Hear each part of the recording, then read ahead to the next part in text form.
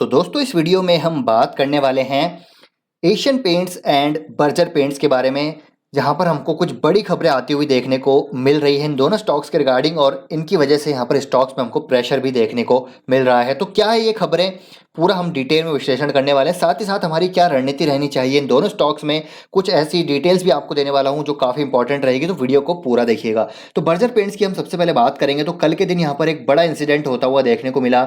जो इनकी बंगाल की फैक्ट्री है बर्जर पेंट्स की हावड़ा में, वहाँ पर दोस्तों आग लगती हुई नजर आई। 21 जो इनके एम्प्लॉयज़ हैं वो हमको इंजर्ड होते हुए देखने को मिले हैं। एक काफ़ी अनफॉर्चुनेट इंसिडेंट है, लेकिन एज पर fire department situation under control है। और यहाँ पर जो बेसिकली एक अच्छी चीज़ हुई है वो ये हुई है कि इनका जो प्रोडक्शन एरिया है वो अनअफेक्टेड रहा है। तो इनके जो एमडी सीईओ हैं बर्जर पेंट्स के, अभिजीत रॉय, उनका कहना है कि हम अपनी प्रोडक्शन को कुछ ही दिनों में वापस से रीस्टार्ट कर देंगे। तो ये एक बहुत ही पॉजिटिव है। और हालांकि न्यूज़ आई है, इन्वेस्टिगेशन अभी चल रही है, तो ये आगे आने वाले समय में ही हमको पता चलेगा कि कितना यहाँ पर जो है चीज़ें इम्पैक्ट हुई है, क्या यहाँ पर इश्यूज़ हैं।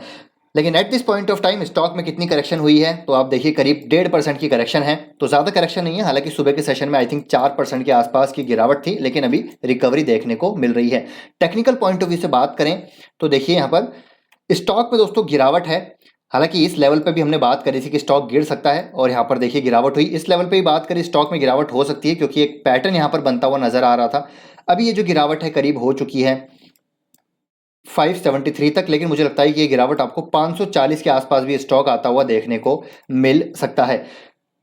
और अगर यहाँ से और गिरावट होती है तो ये 465 के आसपास आएगा, और 465 पे मुझे लगता है कि दोस्तों ये ज़बरदस्त बैट हो सकती है फॉर दी लॉन्ग टर्म, क्योंकि बर्जर पेंट्स की जो ग्रोथ है वो काफ़ी अच्छी है। डबल डिजिट्स में इसकी top line bottom line continuously कई सालों से ग्रो कर रही है, और इसका जो फोकस है, कोर इसका फोकस जो है वो पेंट बिजनेस पे ही रहता है। तो कंपनी काफ़ी अच्छी, यहाँ पर कोई प्रॉब्लम नहीं है। लेकिन अभी कुछ शॉर्ट टर्म इश्यूज हैं। तो एक तो इशू हो गया कल की डेट में कि यहाँ पर आग लगी है इनके फैक्ट्री में, लेकिन दूसरे इश्यूज भी हैं। वो क्या है, तो ये हमको दोस्तों ऑलरेडी पता है कि क्रूड की जो प्राइसेस हैं वो लगातार बढ़ती हुई देखने को मिली है। कल के दिन अगर हम बात करें तो देखिए क्रूड में हमको करीब 2.5% का जंप देखने को मिला, और अब यहाँ पर जो है प्राइसेस $125 पर बैरल तक जा पहुंचे हैं, जो कि बहुत ज़्यादा है। इसकी वजह से भी पूरे सेक्टर में हमको प्रेशर देखने को मिल रहा है, क्योंकि इस सेक्टर का जो रॉ मटेरियल है वो क्रूड है, which is basically 50% of the total cost. मतलब रॉ मटेरियल का जो कॉस्ट है वो 50% के आसपास रहता है पेंट का। तो इसकी वजह से काफ़ी प्रेशर हमको यहाँ पर देखने को मिल रहा है। और इसी वजह से दोस्तों आप देखिएगा कि एशियन पेंट में भी हमको प्रेशर देखने को मिला है। एशियन पेंट का स्टॉक भी आज 1.5% की गिरावट पे है। तो यहाँ पर इस स्टॉक की बात करें तो लीडर कंपनी है, सेक्टर की दिग्गज कंपनी, अपने आप में गजब का मोट है। 25-26% करेक्शन है, तो इसको भी आप ज़रूर अपने रडार पे रख सकते हैं। करंट मार्केट प्राइस पे दोनों ही कंपनीज को आप बाय कर सकते हैं। तो ये तो होगी क्रूड की बात, कि क्रूड की वजह से प्रेशर है, बर्जर पेंट्स में जो इंसिडेंट हुआ है उसकी वजह से प्रेशर है। लेकिन अगर हम बात करें इस सेक्टर में दोस्तों, सिर्फ यही एक कारण नहीं है कि प्रेशर है। देखिए क्रूड का डेफिनेटली पहला रीजन है, क्रूड ऑयल की बात करें बहुत बड़ा रीजन है।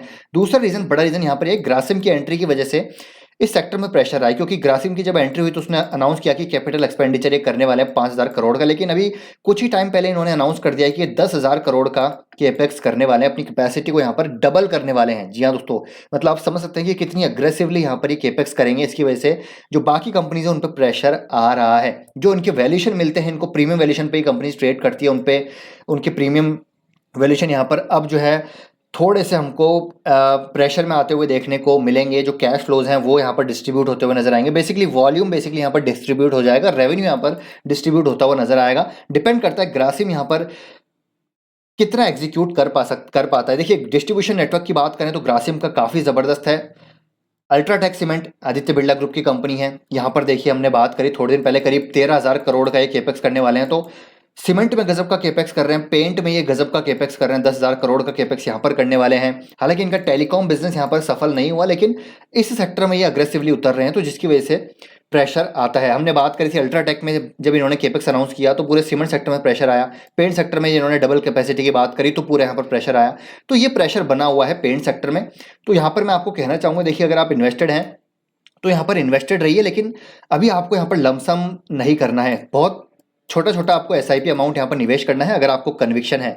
क्योंकि देखिए अभी बताया जा रहा है कि क्रूड के प्राइसेस जो हैं वो और बढ़ सकते हैं। अगर टेक्निकल पॉइंट ऑफ व्यू से भी देखें तो एक अपने मेजर ये जो रेजिस्टेंस है इसको यहाँ पर देखिए इसने ब्रेकआउट दिया है, तो यहाँ से क्रूड ऑयल बढ़ सकता है। गोल्डमैन सैक की बात करें तो वो बोल रहा है कि $150 पर बैरल तक क्रूड जा सकता है। तो ये सारी चीज़ें हैं और क्रूड के बढ़ने के पीछे के दोस्तों देखिए क्रूड का जो प्राइसेस का बढ़ना है वो सिर्फ इसी वजह से नहीं है कि यहाँ पर जो है यहाँ पर सप्लाई डिस्टर्ब हो रही है रशिया यूक्रेन की वजह से। नहीं दोस्तों, देखिए यूरोपियन यूनियन ने भी सैंक्शन लगा दिए हैं, रशियन ऑयल पे इम्पोज कर दिए हैं, तो उसकी वजह से भी एक प्रेशर आ रहा है। साथ ही साथ जो ओपेक कंट्रीज हैं, ठीक है, उन्होंने भी यहाँ पर ऑयल प्रोडक्शन को अपना fully they have not come back, gradually वो धीरे धीरे अपना प्रोडक्शन बढ़ाएंगे। हालांकि डिमांड अपने चरम पे है लेकिन प्रोडक्शन अभी भी उतना यहाँ पर नहीं हो रहा है, तो उसकी वजह से भी बेसिकली एक इश्यूज हो रहे हैं सप्लाई में। हालांकि इंडिया यहाँ पर रशिया से बाय कर रहा है डिस्काउंटेड प्राइस पे, लेट्स सी उसका कितना इंपैक्ट पड़ता है। लेकिन शॉर्ट टर्म में मुझे लगता है पेंट सेक्टर में प्रेशर रहेगा, शॉर्ट टर्म की मैं बात कर रहा हूँ। लेकिन लॉन्ग टर्म में काफ़ी अच्छी स्टोरी है, तो यहाँ पर आप धीरे धीरे निवेश कर सकते हैं। अपनी कन्विक्शन के बेसिस में मुझे लगता है एशियन पेंट्स में आप निवेश कर सकते हैं, क्योंकि एशियन पेंट के मोड को यहाँ पर ब्रेक करना थोड़ा सा मुश्किल हो जाएगा कंपनीज के लिए। हालांकि काफ़ी सारी कंपनीज पहले भी यहाँ पर प्रयास कर रही हैं एशियन पेंट को टक्कर देने का, लेकिन ऐसा हुआ नहीं है आज तक तो। लेकिन लेट्स सी फ्यूचर में क्या चीज़ें हमको पैन आउट होती हुई देखने को मिल सकती है। तो अपने रिस्क एपेटाइट, अपनी कन्विक्शन, अपने इन्वेस्टमेंट हॉराइजन के अकॉर्डिंग आपको यहाँ पर निवेश करना है। मेरे हिसाब से एशियन पेंट्स में आप करंट मार्केट प्राइस पे धीरे धीरे SIP कर सकते हैं और बर्जर पेंट्स में भी कर सकते हैं। बर्जर पेंट्स भी अच्छी कंपनी है। तो ये है प्रायोरिटीज। तो आई होप दोस्तों ये वीडियो आपको इन्फॉर्मेटिव लगा होगा। वीडियो पसंद आया तो लाइक कीजिए, शेयर कीजिए, चैनल को सब्सक्राइब कर लीजिए। मिलते हैं नेक्स्ट वीडियो में। Till then take care, bye bye.